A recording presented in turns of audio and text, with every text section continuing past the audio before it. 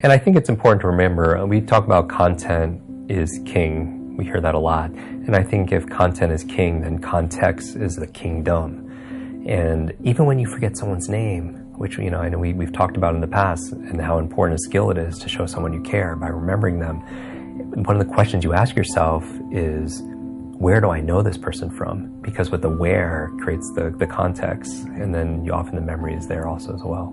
Yeah, it's interesting. Now, I want to talk a bit more about that because, you know, as our devices get smarter and they become more of who we are, that whole thing of why do we need memory is something I'd really like to revisit today, because, you know, 5 years, 10 years from now, we'll still have, you know, we'll be partial cyborgs maybe at that point to speak to Elon Musk, but yet the memory is still really important. Yes. And I'd love to talk about that a little bit. I've done, and I'm looking forward to going deep in that. I do trainings for Google, and it's, you know, they're organizing the world's information. And my mission really is helping people to remember the important parts of it, because memory is a force multiplier. It's one of those things. I challenge anyone to think of anything that they do or want to accomplish that doesn't require memory.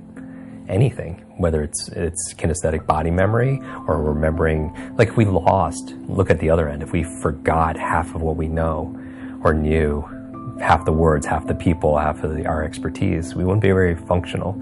Yeah. And so imagine if we could double our capacity to learn in a fraction of the time, then we become extremely productive and powerful. And I'm not talking about frantic fast. When I teach people how to read 2 or 3 times faster, I mean in efficiency and effectiveness. You know, you can imagine when you were, great documentary, by the way, Iron Mind, when you're training for something, your body, if you had some kind of physical challenge, or let's say we're walking up a hill, you could do it at a level of efficiency and effectiveness than somebody who wasn't in as physically in shape, because you're strong and you don't have to use as much energy.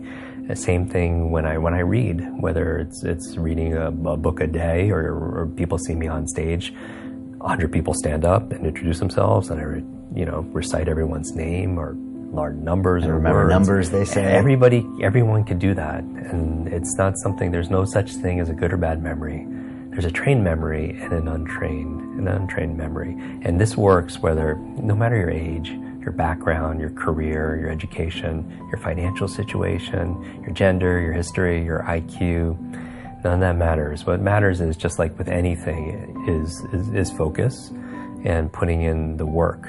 And so it might not always be easy, but it's so worth it. It's like describing to somebody what a rainbow looks like that has never seen a rainbow, or describing what a rose smells like who's never smelled a rose. And that's, I believe people, my mission is, I believe people have genius inside of them. And I'm not talking about an IQ or number. I mean, they have strengths and talents.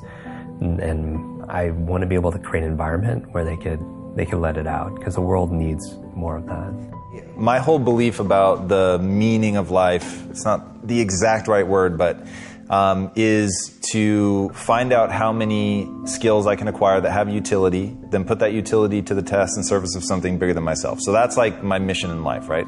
So what are things that I should understand about the brain that would allow me to acquire more skills, acquire them faster, put them to use more effectively? Like, what are either realizations about the brain or training techniques that I should know about? Yeah, I mean, a big part of this has to do with the fact that we live our lives mostly on autopilot unless we put a lot of effort into not doing that. And so...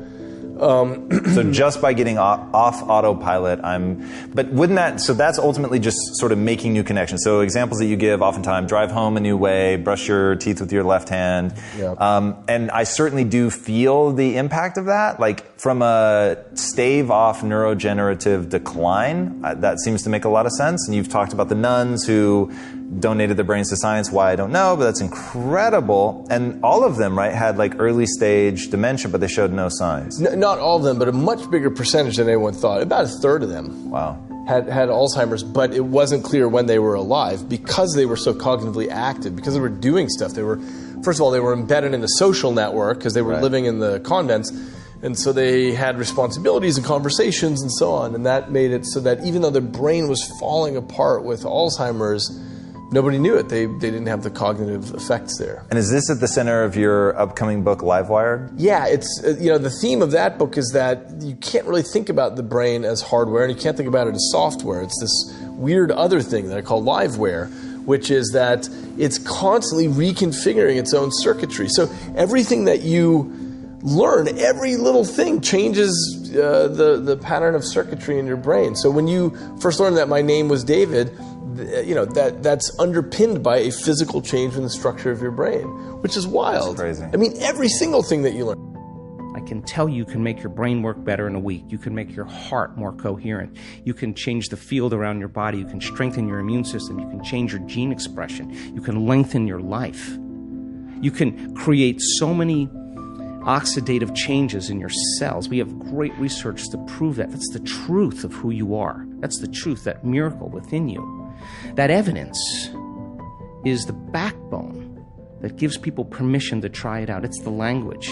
Then you see someone standing on the stage telling their story in testimony, whether it's stage 4 cancer, whether it's MS, whether it's blind people seeing, deaf people hearing.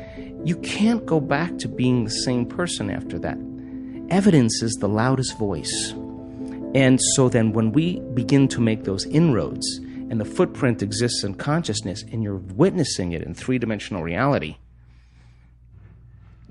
the illusion of limitation begins to change. And now all you want to do is you crave the unknown. So people in our work don't get up in the morning and go, oh God, I got to do my meditation today.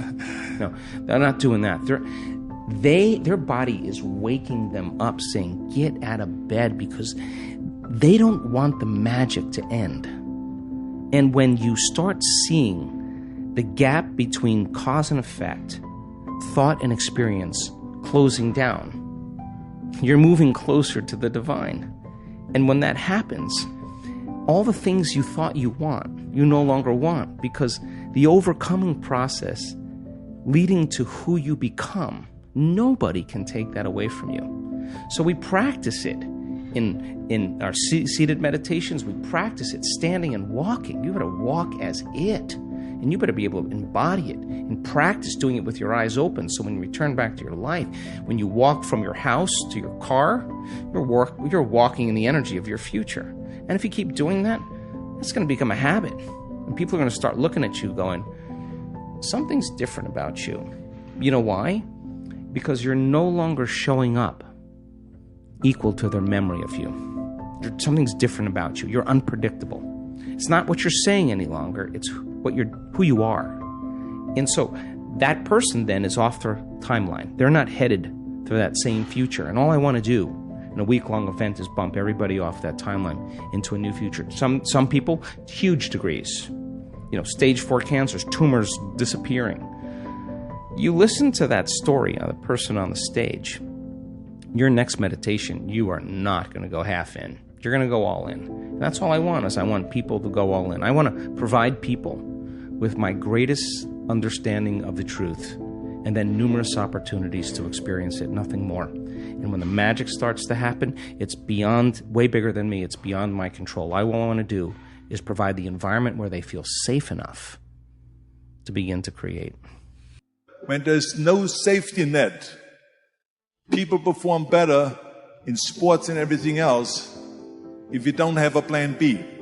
So we have to pay more attention to the negative, because the negative can stop people who are trying to make a difficult life decision.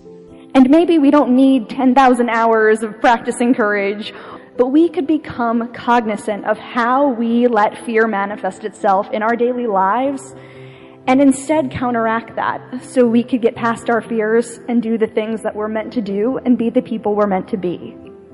See, if you know what your life work is, I encourage you to start working on it. If you can't do it all at one time, do just a little bit of it. A lot of people are looking at this the wrong way.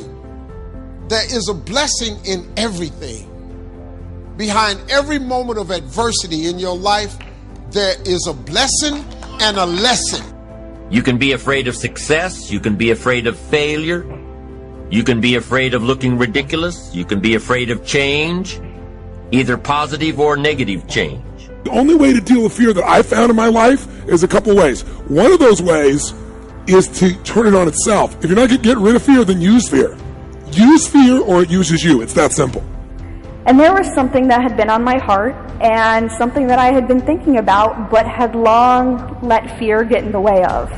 And in doing so, I realized that I had come into a whole new world. I had come up with my plan for how I was going to change the world. About the things that you do that you shouldn't do, that you know you shouldn't do beyond a shadow of a doubt, right? There's some things like that.